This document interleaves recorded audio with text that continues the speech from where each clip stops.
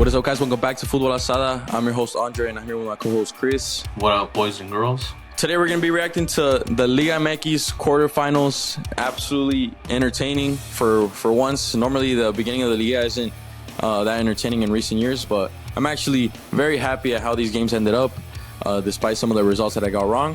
Let me know in the comments what you guys thought was the best matchup out of the four, and what was the biggest surprise. So today, we're going to be listing things we learned from these quarterfinal matchups, top 5. So what is the first one that you're going to be giving to us, Chris? One thing I learned is that Monterrey are the biggest frauds in Liga MX. I put so much belief in these dudes. Even as the 8th seed, I thought they were going to go all the way. They were going to run the table and win it all. Last year, they made the final. And this season, they signed De Osa. They signed Sergio Ramos. They've signed ballers. I think they're going to go all the way. And I'm like, you know what? Maybe they're pulling like that fucking LA Clippers gimmick where they're resting everyone during the season and everyone's pretending to be injured. So that way when the Liguilla comes, they pop off and go on a magic run and win it. And they couldn't even beat 10-man Toluca.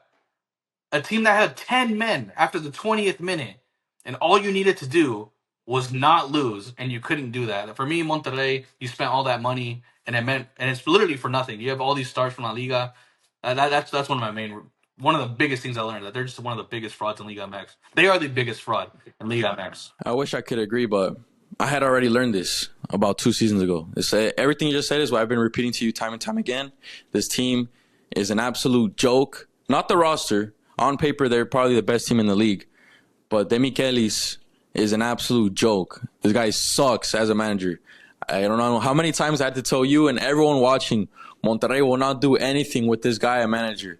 Last year, they made the final because they had an easy-ass run. And this year, they played a good team. In my opinion, the best team in the league right now. And they lost with 10 players. End of story.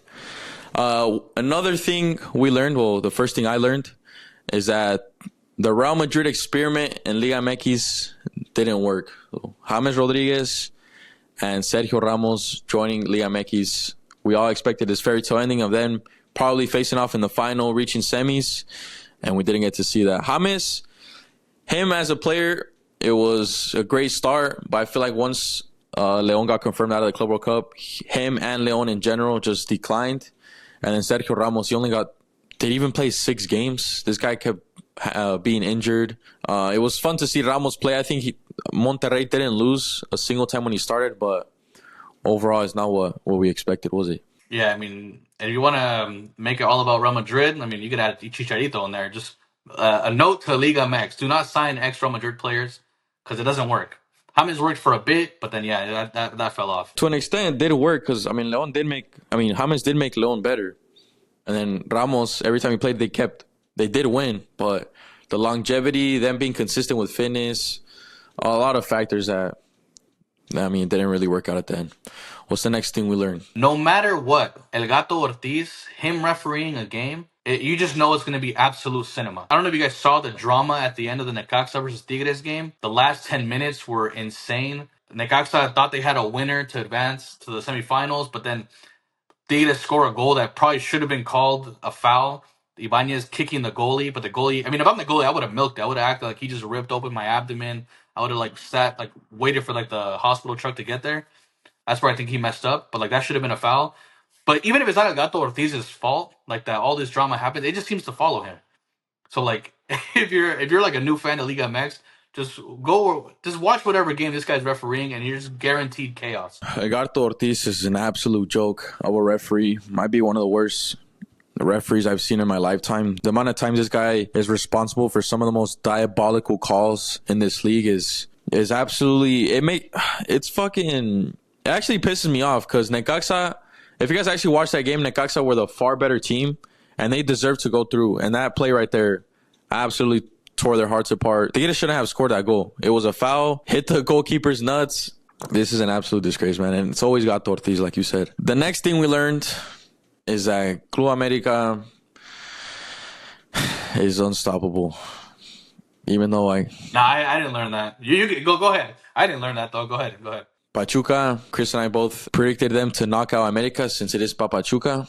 But America, in reality, they didn't even struggle in this matchup. They won comfortably in the second leg, and I mean, we've woken them up again. I don't know how they keep doing this time and time again. I really want Cruz Azul to beat these guys, but the more I go against America, the more they continue to prove me wrong time and time again. 4 seasons in a row, these guys might actually lift the title, and I'm absolutely getting bored of it. It's a joke for any league in the world for the same team to win 4 times in a row. Well, they haven't yet, and that's because, and they're not going to, because Cruz Azul, if anyone's proven to be unstoppable over the last 2 months, it's Cruz Azul. They've won 18 games in a row, unbeaten, including losing to Cruz Azul. I think Cruz Azul's going to take care of them. I'm not too worried about America. If anything, I learned that Pachuca, I kind of overrated them. America, whatever. Like they won. They were the higher seed. It's not like, oh my god, they pulled off a miracle beating Pachuca. No, they should have won. They're the favorite, but they're not going to beat Cruz Azul. So I'm not too worried. Not too worried. I don't think they're unstoppable. I think we'll be fine.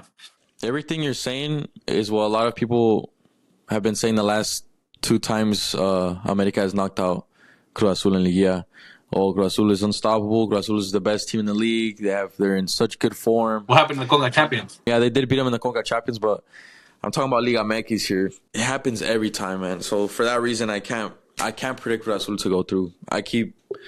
They keep owning these guys. Cruz Azul are their babies, and they know it too. They know their papa is America. And the last thing we learned, probably most important for as far as like a Mexican national team standpoint, is that Alexis Vega might not actually be a fraud.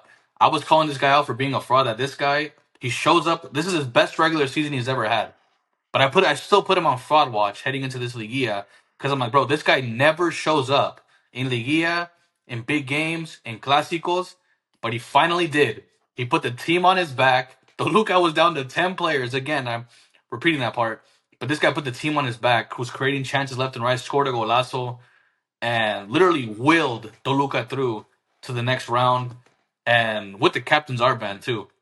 I think this guy, I don't know. He might actually be him. Like, if he can take the Luca at least to the final, he's completely off fraud watch for me, and he's proven that he is him, and that's good for a Mexican national team standpoint. Easily the greatest season of his career so far, and I think Toluca will easily beat Tigres. So it'll be Toluca in the final for sure. And yeah, Alexis Vega might actually lift the Liga MX title for the first time in his career, actually being like the star player, the best player in the league, arguably. So. You were just telling me America was going to lift it. What happened there? As well as possibly, in my opinion, I think it's going to be Toluca America in the final. And fuck, if that's the case, though, maybe, yeah, Alexis Vega probably won't win the league because every time he plays against America, we know how much he frauds. So, but as of now, Alexis Vega is having the season of his life. He's going to be MVP convincingly. I think he's been by far the best player in the league. But he has to perform again against Tigres for that agenda to continue with him. So